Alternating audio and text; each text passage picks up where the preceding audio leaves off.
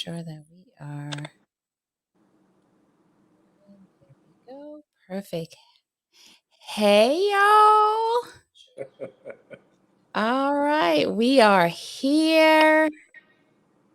Delayed, but here otherwise. Delayed but not denied. Delayed, but not denied. Yes. All righty. All right, so we are here on episode 9 and we are live, y'all. Oh, today's going to be real good. I am so excited for this conversation because, listen, and I don't want none of y'all be out here talking about you offended. All right? Let me just understand. All right. All right. Today's topic is going to be on sex before marriage, pros and cons. Are you moving too fast? Okay. Right.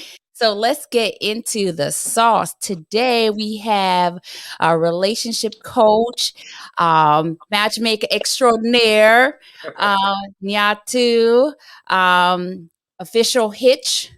So Absolutely. I am going to pass the mic and let him tell a little bit about himself, and then we are going to get into the sauce. Awesome. So, hey, Sasha, first and foremost, thank you so much for having me on the podcast. Congratulations on the new podcast. You look great. I am in Yatu Marvelous Hitch. I am the real life Hitch. Some would say that Will Smith was playing me in the movie. I am a dating and relationship consultant. I am also a registered and certified couples counselor, premarital, marriage, and I'm Mm. also the facilitator of an assessment tool for couples, which cuts through all the red tape, over 300 questions in 30 categories dealing with religious beliefs, how you spend money, how you were raised, background, so that people can, determine the strengths and the weaknesses of their relationship and communication style without having to go to 20 sessions first. I'm also a published co-author of the book Why He Married Her and Played Me, which you can purchase on Amazon. It was an Amazon bestseller for the first few weeks. And yeah, I'm from Chicago, soon to be living in California, and I am excited to have such a potentially controversial topic and conversation with the Right. Sasha sauce. All right. Sasha's sauce. That's right. All right. So now, when I think about sex before marriage, right? I often think, there are certain things, and a lot of my values are rooted in biblical principles, just by the nature of how I was raised, right? Right. And so I always have this conflicting thought about sex before marriage, because I hear so many comments about women in relationship, especially in like the dating phase, right? Mm-hmm. And like, oh, he's just using me. He was only using me for sex, right? And so I'm like, I don't know, maybe there is something to this biblical principle. So tell me what you think. So yeah, I think that for some people it would be a really great thing. I don't get to decide for everybody, but that's the whole thing. It doesn't have to work for everybody for it to work. And so I have definitely took periods in my life and abstained from sex from anywhere to 6 months to over a year, just Right. to reset emotionally, to determine if it was a want, a need, and just to make sure that I have great control over Right. myself. And so obviously I see the benefit in abstaining because I've done it. Have I decided that I want to abstain until marriage? No, I have not made that Right. decision. But I Right. don't judge any woman who does, and I don't find myself turned off by a woman who sets that intention at the time that we start talking.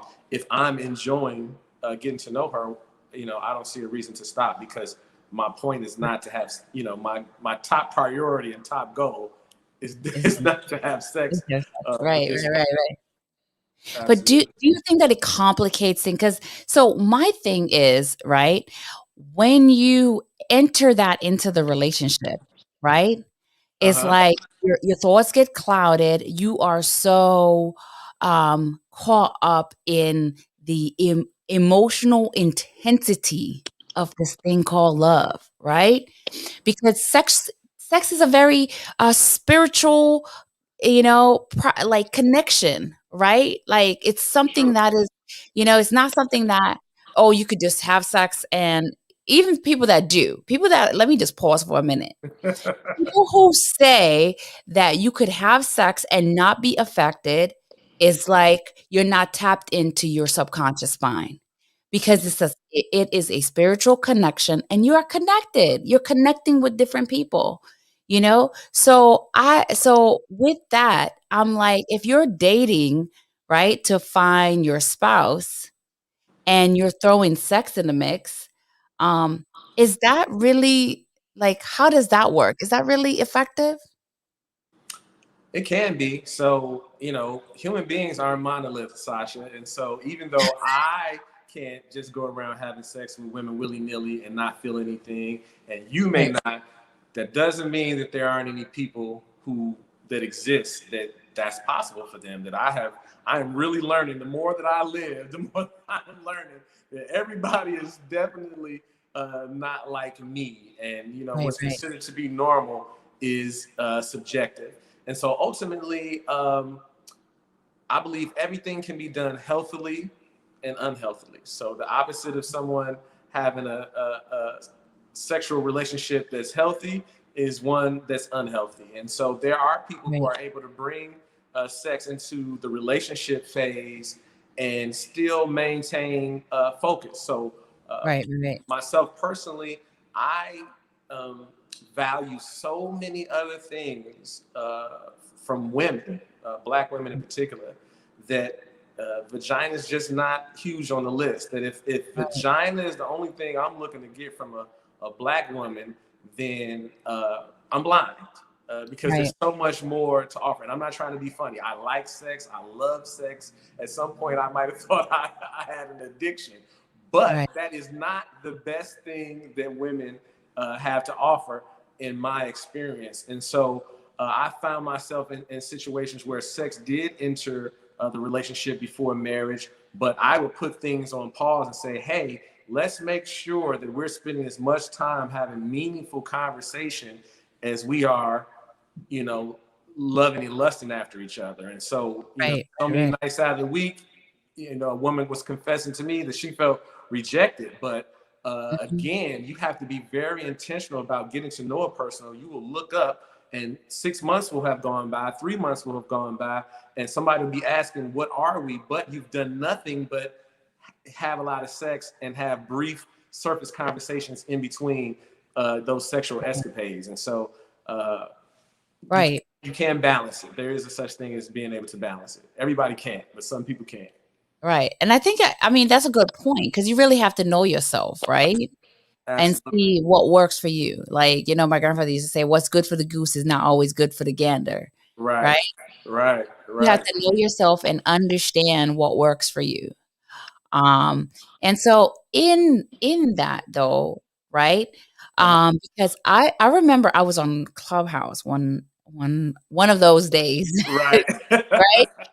And there was a whole conversation about um like men like dating in this space, um and they were like, oh, why can't we you can't why can't you why can't we require get a woman to give it up on the third date, right? um and I see that a lot. Like, I see that um where it's like it's almost a issue of contention, right? Of when the men get to have sex. At what point? Is it the first date, the second date, the third date, the fourth date? And so, I'm like, for me, again, going back to that point of marriage, right? If you're dating with the intention of getting marriage, I'm sorry, if being married, Mhm. like, that issue of like sex, is like doesn't really factor in at the in the dating phase. Let me say that, in the Right. dating phase, right? Because for me, there's dating and then there's courtship, Right. right? Three So separate things. right, right. So at least in the dating phase, right? Hmm. We are not like, you know, entering into that space, right? Because if it's data collection, something that you just said a while ago, if it's data collection, right? And we are just showing up, he's showing up at nighttime or you're going over there just in the middle of the night, you're really Hmm. not collecting any data. I mean, not data that is going to be sufficiently give you understanding Right. of what you need to determine whether or not that person is your spouse. Right. So to me, what you witness in that room is that people are starting to realize that they can influence people through social media in ways that they cannot influence a person personally. Right. So I could, for Right, instance, I'm dating you, Sasha, and I'm pressuring you to have sex with me. right, The likelihood is that it's not going to happen, right? right, But if every time you go on social media, every time you go on Clubhouse, every time you go on Facebook, there are all these memes and these posts saying, hey, men aren't going to wait. You're playing games. You're this, you're that. And now you start to doubt your standard and doubt your principle because they are attempting to normalize something for you that right, that may not fit for you, right? And so it happens both ways, that there are some, I never say all, I never say many, I never make sweeping generalizations, but there's a right, significant number of men and women who are promoting and pushing narratives online. There are even some viral people in the dating and relationship space who are pushing narratives that makes things easier for them and not necessarily right, better for everybody. So you really have to, is what you said earlier, you really have to know yourself to know what's best for you so that you don't get caught up on outside influence that may or may not be what's best for those people. And so really have this adversarial thing in dating where men are feeling like they're being taken advantage of financially and effort and energy wise in the beginning, and women are feeling like they're being taken advantage of because men are just using them for sex. So men are trying to figure out how to get out of, some men, not all men, right, some right, men right, are trying to right, figure out how to get out of spending money, right? Netflix and chill, coffee pre-date, uh, basically try to ask you if you're gonna have sex with them before y'all even go out. These are right, ways that they're trying to limit their losses, and women are turning to abstinence or maybe Steve Harvey's old 90-day rule or whatever the rule is, 6-month rule, right, 1 year rule, or whatever, in attempt to again, limit their losses and wasting time as well. But I think there's no substitute for good old fashioned discernment, right, right. if I can be honest. So I don't want to hog the conversation, but No, yeah, no, you're absolutely right. And I'm just kind of like thinking about that 90-day rule, right? Because if like, how much do you really know about someone in 90 days, right? And really, like, if you're really being intentional, right? Because you might get enough information in 30 days or 60 days, or you might move into that exclusive phase. I mean, I always say, listen, don't rush it, right, right? Take your time, don't right, rush it. There's no need to pick up the pace, right? right. Because one of the things that I have learned in my own dating life is that you learn a lot about people if you just allow time to just go by, Agreed. right? It's Time is like, the best assessment tool ever, right? right, the revealer of all truths, right, is that time. And I have found that the more time that I just allow to take up that space and just observe and ask questions and being intentional, the more I realize that, yeah, no, you know um that's not it. And I'm again, like I don't judge. I try not to judge, right? Because I everybody has their own thing. Right. But I would definitely say within that courting phase, like, keep it lock and key. And for men, right? Because really, like, if you're looking for a treasure, you don't want something that is so accessible, right? There are a lot of men who would say, "Hey, I was special." So, you know, again, I wish I could tell people that there's this one formula, and no matter what, is going to work for you if you use this formula. But Right. it really isn't just like that. That you could make a man wait 100 years, and on the 101st year, when you finally give him some, y'all still not work out. Right. So again, I'm not telling women or men not to wait, but I'm just, you have to do what feels right to you and what feels best for you. But a lot of times, um, people deliberately slow down the process Mhm. only to find out something that had they not slowed down the process, they might have found out a year ago or 6 months ago. Right.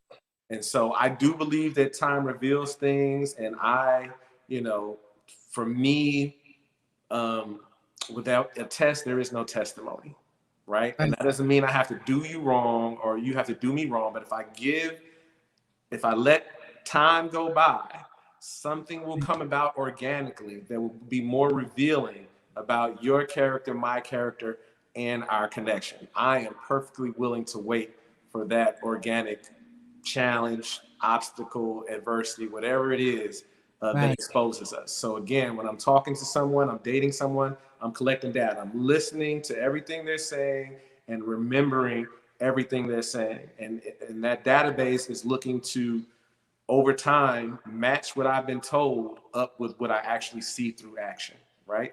Right. And Right. Right. it takes time for that to happen, and I can't force it. I can't magically create these situations that's going to force it. I can take a woman out on a date, and I can see if she's kind to the hostess and the waitress, or if she's mean to the hostess and the waitress. I can engage a woman in conversation prior to inviting her out on a date, and see if if only her conversation would hold me without any stimulus. There are all these things that I can do, but ultimately, you won't know Right.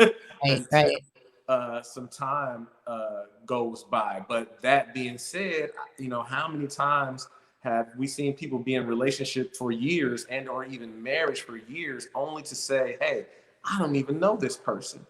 And what Right. I understand that means is I didn't even get to know this person, Right. Now, right? I think we were, like, in a room together where someone said, something about, like, ED, like, "Oh, I'm not gonna wait because what if he has ED?" So yes, there was a room full of women. I believe that was the Ask a Black Woman Anything room.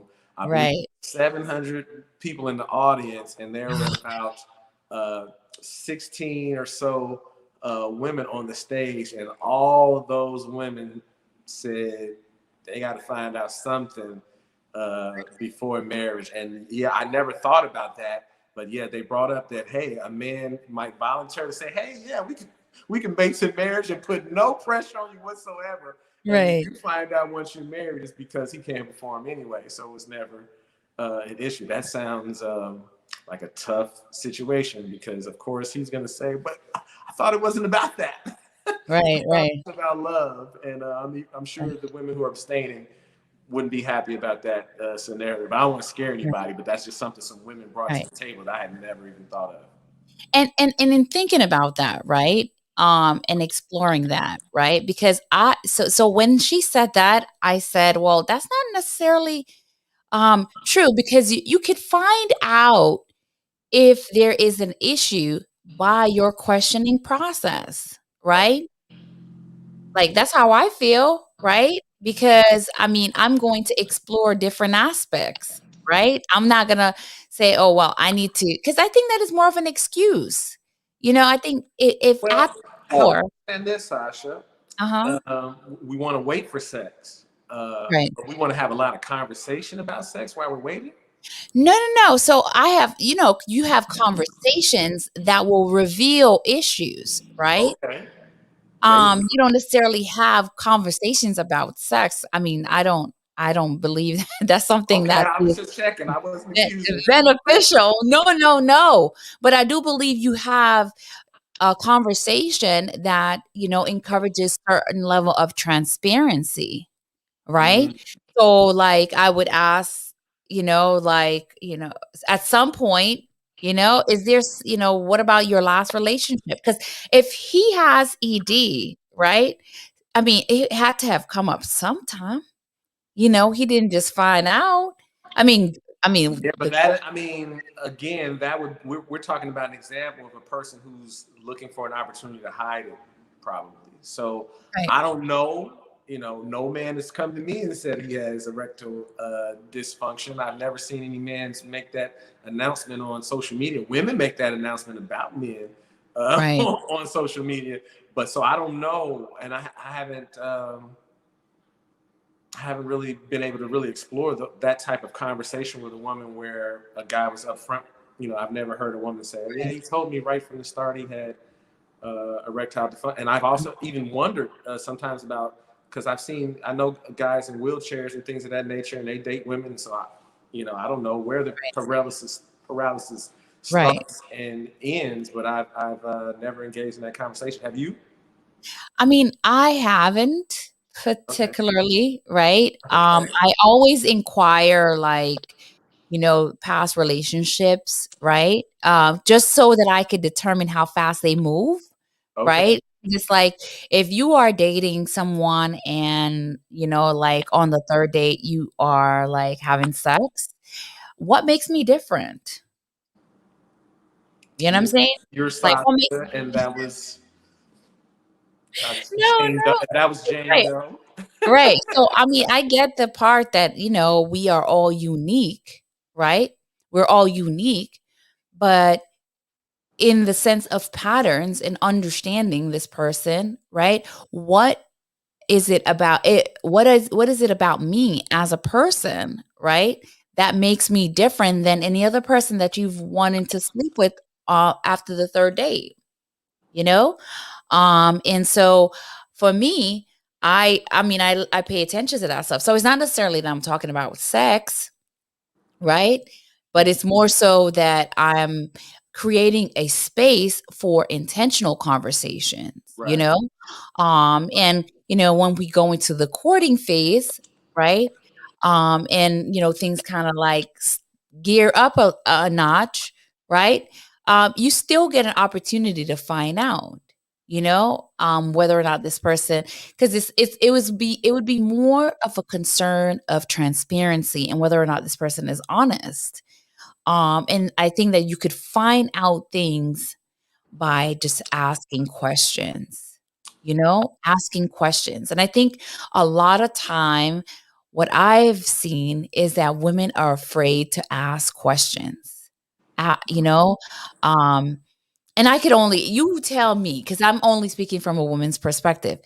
We are afraid to go in and like, oh, I don't want to scare him off. Well, I mean, if you're scared of my questions, then I mean, you just don't need to be here. Okay, so I find it's the opposite. I don't Mhm. think women are afraid to ask me questions.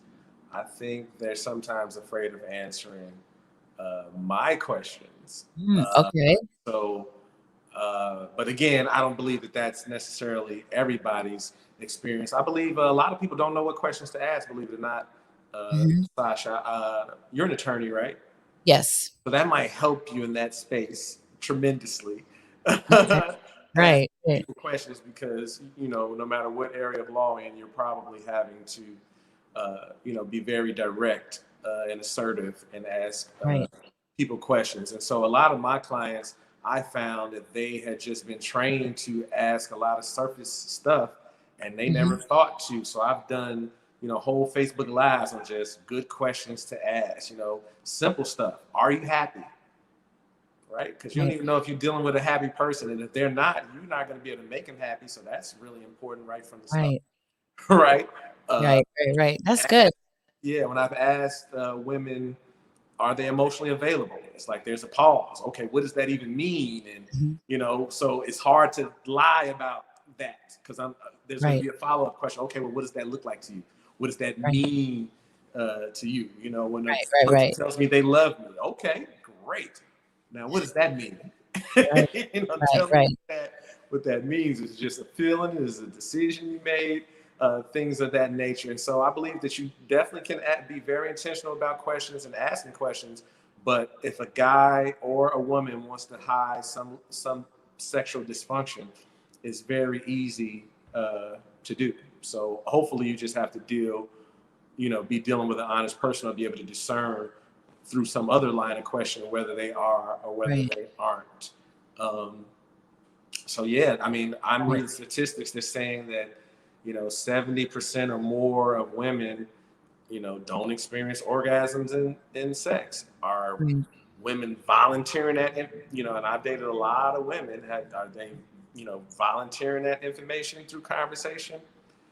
You know, no, not right away. You have to Right. you basically have to talk about sex to get to that To answer. d Right, right, right, right, and I think that a lot of that has to do with women not understanding who they are, Absolutely. and haven't really spent time. Because I ran into a podcast that talked about that. It was just a woman, it wasn't any, Mhm. like, X-rated stuff, y'all, Right, okay? right. Like, don't come coming crazy at me. It was just a podcast from a young lady who's never experienced an orgasm. Mm-hmm. And, it was more of the fact that she never really understood, like, herself, her body, Yeah. so I that's something that Yeah, I've done rooms and podcasts and panels with intimacy coaches, sex coaches, and they reveal that one, a lot of women have experienced some type of sexual trauma that has altered uh, how they approach sex, and that right, hasn't been healed and/or worked out. Whether it be upbringing or the church, some women thought at a very young age that they had to be ashamed of their bodies and scared of their own bodies and things of that nature. So right, there's so many factors that can come into play with something like that. And I think it's unfortunate. right, And I hope, that as many people who have run into that issue, I hope that they find help, whether it be through a different sexual partner and/or these intimacy sex coaches and books, that you right. can read because that's shameful to go through life without On there, right. okay. So, I mean, kinda going back to the ED thing, Right. we had a comment that says 21 questions, and I do believe that because where I feel like if you meet someone that is that has the heart to be deceptive about one thing, Mhm. right?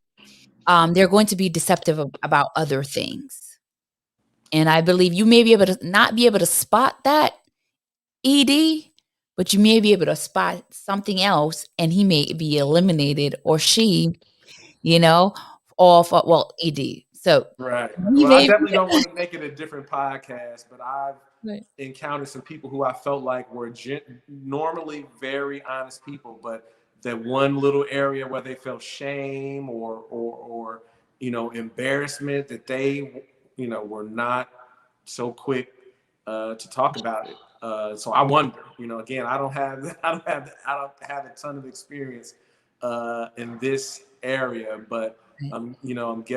my guess is that if women are struggling with moisture, that they don't, you know, the, the guy's gonna find out when they about to have sex. He's not Right, gonna right, right, yeah. find Be out. upfront and transparent. Yeah, Yeah, yeah. And again, I see myself as a very upfront and transparent person, but I don't have ED, so I don't know right, what that would do to me or how right, that would make me feel about it. So this is right. a deep And it topic. Have you ever experienced a man who struggled in that area? And if so, did he tell you before? Or so I've never experienced that, okay, and, lucky Sasha. All right. And my heart goes out to any man who have that, right? Mhm. And I would definitely just say encourage him, right? And say, hey, listen, you got to show up in relationships as you are. Because I feel like you are in the process of finding the person that is for you. Right. You have to show up as you are. Like if you suffer from dryness, show up as you are. If you suffer from ED, this sounds like a whole commercial. Right. Show up as you are with all seriousness. Show up as you are because it's the person that is for you is going to love you as you are, you know? And so I would just encourage and to speak life into that person if that's someone that is going through that and that's listening to this podcast. I'd love to add to that. What does everybody want? What everybody wants is for somebody to really love them for who they are, right? The Right, good, the bad, and ugly. That's what everybody wants, for somebody to love them and accept them as they really are, without any right, pretending, any fronts or whatever. But right, we're terrified to show anybody who we really are. So the very thing we desire, we block. right, Oftentimes in dating and relationships, by not being authentic and true selves. And I think it has to do with people wanting to feel normal, right, right? And right, so what we have to understand is you don't need 100 people to be your person. You don't right. need 100 people to accept you. You don't need 10. You don't need 5. Just one. Just So one. Just everybody one. else can hate it, right? Right, right. Trust me, there's one person out here who loves it. You just have to Find them. position yourself to attract, that person, and then be honest with that person. To your point, Right, right. And I think it's, I always read in any book, it is the most courageous thing to be vulnerable, right? Love in that sense requires a lot of courage for because you sure. have to show up in the rawest version of yourself, right? Absolutely. So just remember that, like if you're listening to this or if you're, in our audience on live, just like remember that if you're scared, you're normal.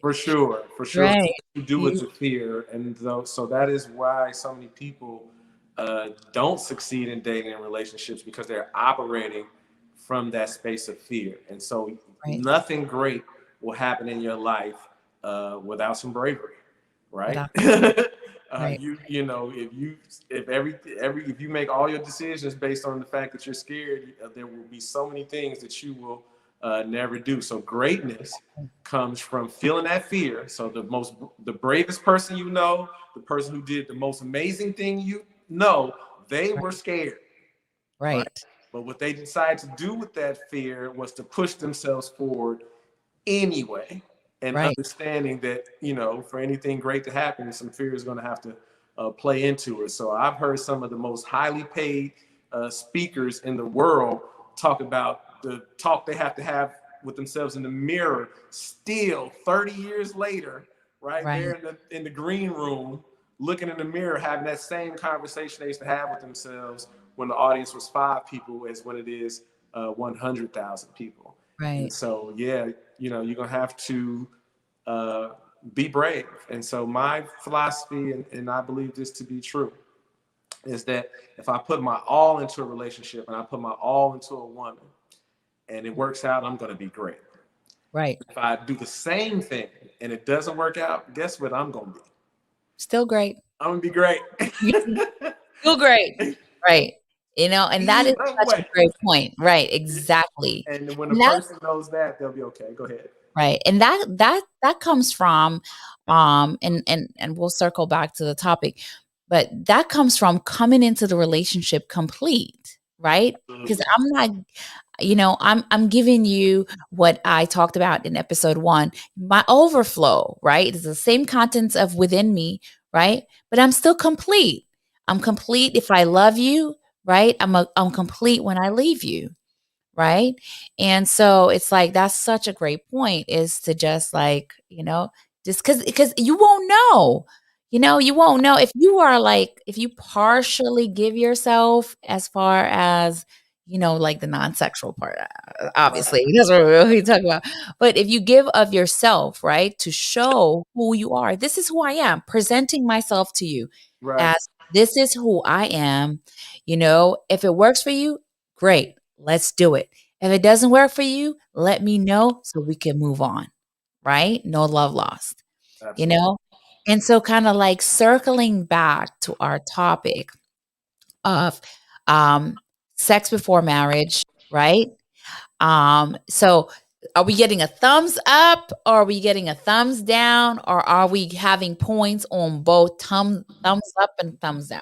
Yeah, I think it's pretty even. I think that each individual person will have to decide what's best for them and what works for them. And there's nothing wrong with, in my humble opinion, either approach. There are some people who really believe that sex is a spiritual experience, and that the rhythms and the connection that can be achieved through sex is really what tells you things you think you might not know. Now, I believe it's part of it. I don't believe it's Right, all of it. Some people believe that it's all of it. That outside of everything else, you're wasting your time. And right, so again, I'm more of a balanced person when it comes to that. But yeah, I think that it'll work for some people. But I'm just being 100,000% honest that I have never felt any discouragement in getting to know a woman, dating a woman, or courting a woman because they wanted to wait for sex. And as I shared at the beginning, I have abstained at times in my life, and I think it's something very powerful. I'm a big fan of long distance relationships because sex does not play as huge a role, that they have to keep your attention, and we have to keep building the relationship through other types of connection, mostly right, conversation. I feel that people appreciate the time more when it's long distance and make more of the time. So a lot of times people having sex just because they bored. Like, we right, don't have nothing to talk about. Well, let's talk. And they sitting there for a few minutes. What you want to talk about? What you want to talk right, right. about? And then they just end up having sex. They don't even have anything uh, to talk about. And Right, so definitely I would say to any men and or women out there who decided that's their journey, don't feel discouraged. If you meet people who feel like that's not for them either, that's a great way to filter people out uh, right, ultimately.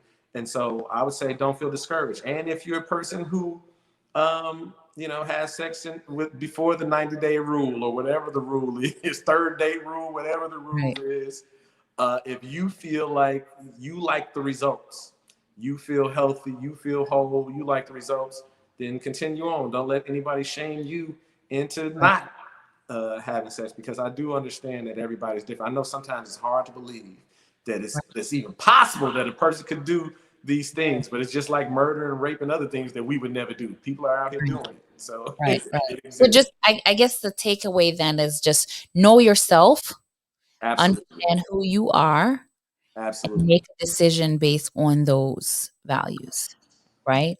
yes, absolutely, All absolutely. right. So we are going to wrap up here. These conversations go by so fast, Yes, but it was definitely a lot of good information. And I love that, you brought the expert opinion, right? I'm going absolutely, to use that. And the perspective from a male point of view.